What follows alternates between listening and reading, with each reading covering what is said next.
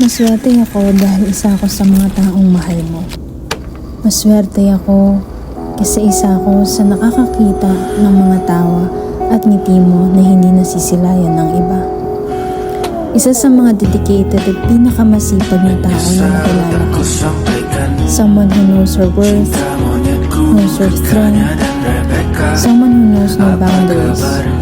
Dahil kapag gusto, palaging may paraan. We thank God that He gave us you, someone who brings so much joy. Happy birthday, Bobo. You're such an amazing person, and I can't wait to witness everything Samantha Meninas is capable of, and all the amazing things she'll accomplish. You'll be here. I'll be here. Always.